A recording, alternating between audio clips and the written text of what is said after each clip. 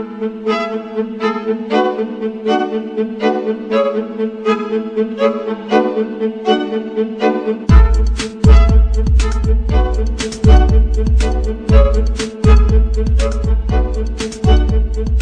me tell you about Codex Alimentarius. Let me define it for you. Let me help you understand the enemy. And let me assure you that absolutely nothing that I'm going to tell you is exaggerated, is interpolated, or is imagined.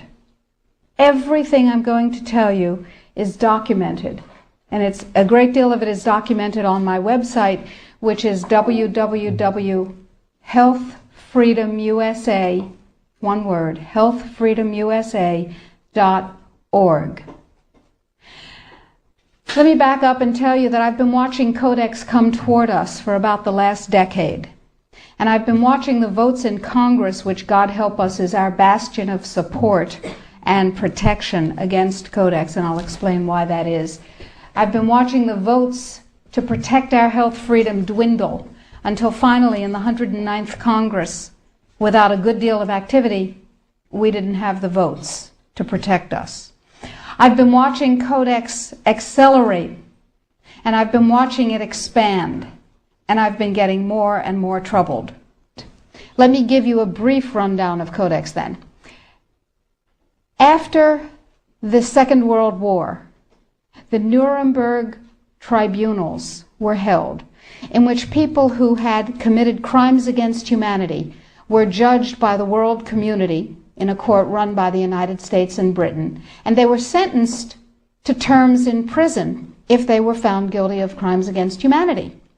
One of the people found guilty of crimes against humanity was the president of a huge industrial megalith called IG Farben.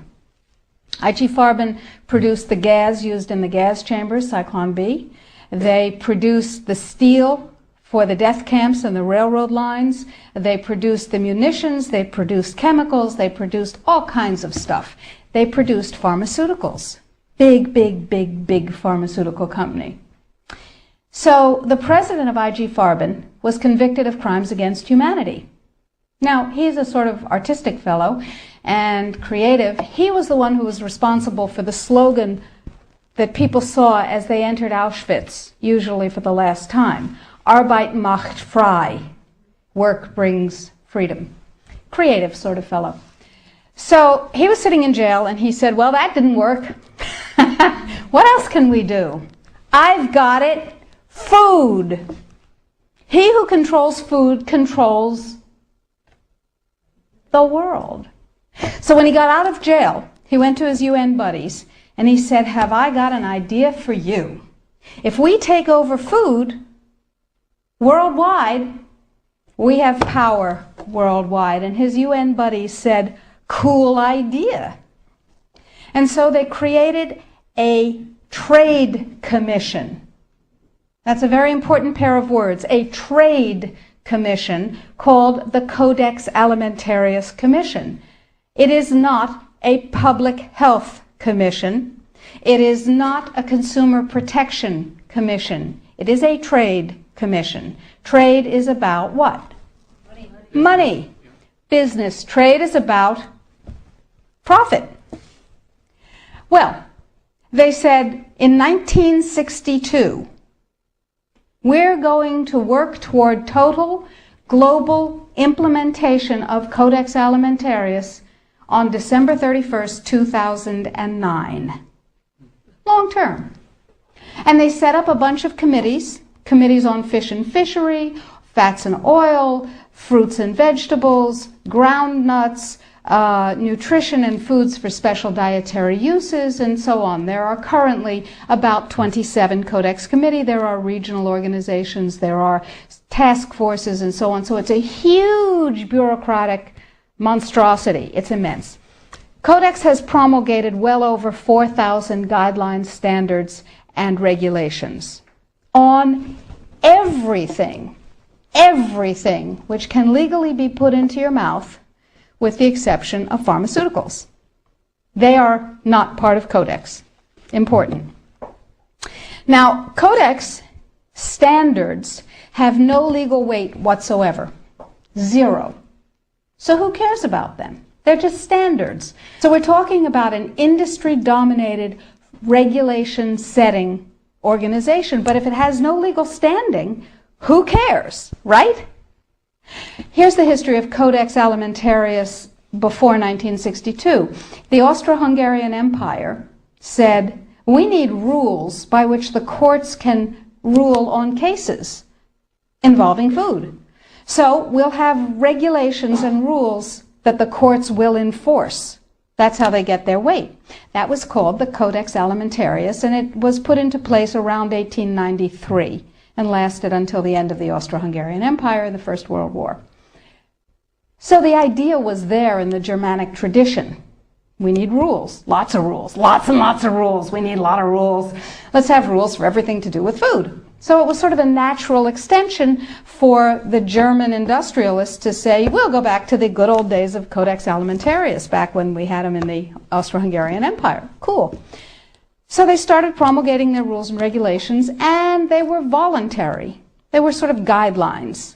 Now, Codex Alimentarius Commission is administered by the World Health Organization, WHO, and the FAO, the Food and Agriculture Organization. They fund Codex and they run it at the request of the UN. So they're mommy and daddy to Codex Alimentarius.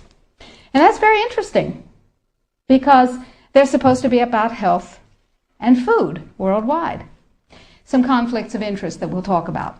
So Codex started promulgating regulations and rules, and the way that's done is that the committees work up a rule, a standard, a guideline, a regulation, and then they get it to what's called Step 8, which is the final step in their administrative process, and then it's presented to the Codex Alimentarius Commission for ratification, like the vitamin and mineral guideline was presented to the Codex Alimentarius Commission on July 4th this past summer. It was ratified, it was approved by consensus, and it is now, despite the propaganda that you're going to hear, if you ever hear about it in the media, it is now mandatory upon any member country of the WTO, the World Trade Organization. Well, what in the world do they have to do with it? And the answer is everything. The World Trade Organization, you see, accepted Codex when the World Trade Organization was formed in 1994. Okay? They said, well, how are we going to decide trade disputes around food if we don't have a set of rules? I know. We'll accept the Codex Alimentarius rules. And all the members of the WTO worldwide will, get ready for an Orwellian term, harmonize with our standards, with the Codex standards. Harmonize. I suggest you capitalize the first four letters in your mind. So everybody's supposed to harmonize with Codex. And when they harmonize with Codex, then if they get pulled into the World Trade Organization dispute resolution process, they have a chance of winning, because